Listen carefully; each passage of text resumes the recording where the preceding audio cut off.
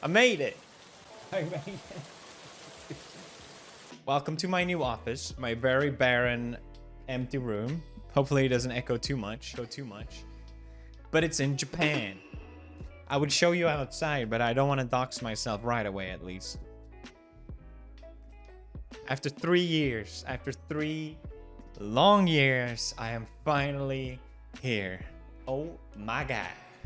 If you saw my video a few months ago where I was ranting about how this attempt to move, how difficult it's been, at that time I didn't think we were gonna make it even. So the fact that I'm here, it just feels unbelievable. It still hasn't even sunken in yet. Every time I wake up, I'm like, where am I?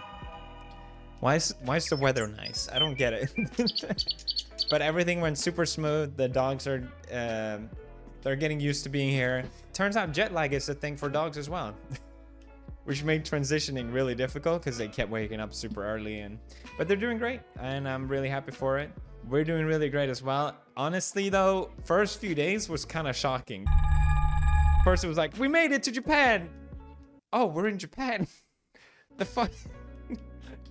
We don't speak the language. Did we just move to another country where you don't speak the language? Half across the globe? In our 30s? With no real goal or reason? Yeah, I guess we did. I guess I should explain why we made this move, because it is a bit of an odd one. Usually when people come here, it's for a job or to study and things like that. We're here mainly, I guess you could say, is because we really enjoy it here. Every time I talk about Japan, people for some reason seem to want to bombard me of, well, did you know Japan is really high this or that, or it's not. I'm not trying to romanticize this country like it's this perfect thing. It's just that we really like it here. We feel really comfortable here and we really enjoy it. The whole reason of the move is mainly that we want to have different experiences, you know? You live once, and this is something that we wanted to do and that we knew we were able to do. And yes, it's scary and kind of crazy, but I don't think that should stop you. And that's our reason. The pros and cons of different countries and cities and places, it all depends on who you are and what you value and where you are in life. And if things can turn out differently anyway, you know. Japan is famous for having super low crime rate. Our house still got broken into, you know. I know there will be challenges along this way, and I know it's not going to be easy, but we are ready and we're prepared for it. And so, yeah. Because to be fair, this move did come with a big sacrifice of moving further away from family, even though we spent a ton of years apart from them already. Leaving friends behind that we've grown really, really close to. Hopefully we can still stay in touch. I mean, modern technology makes that happen, but it's still tough. And not to mention the whole process. We were planning this move at the same time as our wedding because we felt like we wanted to speed things along as much as possible. See how that got for us. We knew it was going to be difficult, and it was difficult, but then when COVID happened and there was just no updates for 2 years about what the situation of people entering the country was going to be, and honestly, it was the most frustrating thing I've ever had to endure. Maybe you can say that means I'm privileged, but it was awful, and I never want to do that again. I think the best way to put it is, if I knew everything before this move, no way I would make this move. No sane person would go through all of this just to move country. It's just too much.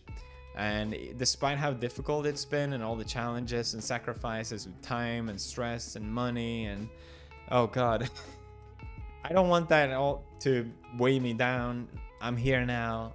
I'm super happy. I'm super excited. Every day we discover new things it's just great, and we love it. Like I said, the dogs are settling in really well, and just feel really good. I'm super excited for the future and what else to do here. I think a lot of people thought maybe he will move to Japan and then he'll retire, because I think people already assume I've been stepping down on the amount of videos that I've uploaded. So far, I don't feel like it. If anything, I want to keep making videos, kind of the same way I have been, of sharing stuff that I feel like sharing, doing projects that I want to really do, and not just upload for the sake of uploading. Uploading daily for 12 years has been great, but I don't want to do it for another 12 years, okay? That just seems like a sad way of living to me. I don't know. There are other things I want to experience in life.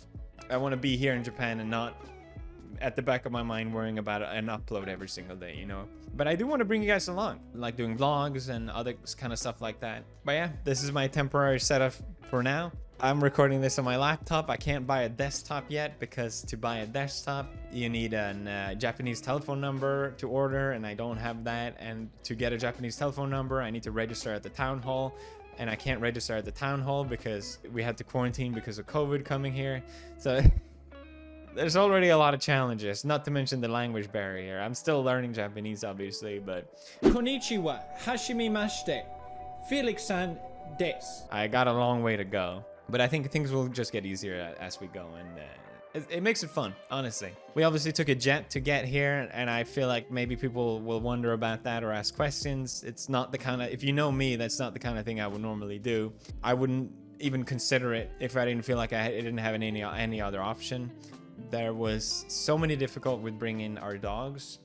Edgar is a little too big to bring him in a cabin, and bringing a short-snouted dog who already is famous for not being able to breathe well, bringing that through the cargo, it just didn't feel fair, risking my dog's health just because I want to move country. So we looked into, I think I called every single airline there is, but most of them have a restriction on the sizes, and he's just too big for the cabin. And I think, honestly though, I've seen a ton of videos on YouTube where people fly their dogs in their cabin and other pugs similar size to Edgar. And I think if we did bring him, it probably would have been totally fine. But there was so much riding on this move happening at this exact date for all kinds of reasons that it just seemed like the best way to do it. And maybe people will have opinions about it, but fuck, I don't know what else to do. To be fair, it was awesome. I really enjoyed it.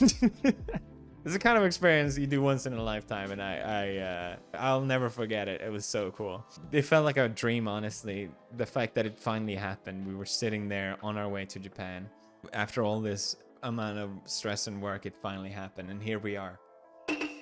I also gotta thank you guys because I shared my video about my frustrations about not being able to come here, and there was no updates, and so many people were so cheering us on. Like, you guys really wanted this to happen for us. It is a dream for us, and I never considered giving up on something so many times. You know, we didn't move here for other people, but I'd be lying if I said it didn't help a little bit, at least. The fact that people really wanted this for us, and that I really appreciate that you guys care in that way. So thank you.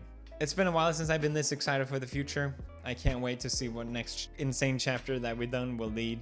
I think me and Marcia have always taken really big leaps and risks that have at the time been really scary, but they've always paid off. This feels like the kind of video I want to react to in like 5 years to see how it all worked out. But yeah, I look forward to sharing this journey with you guys, and thank you for watching. I'll see you in the next video. Profis.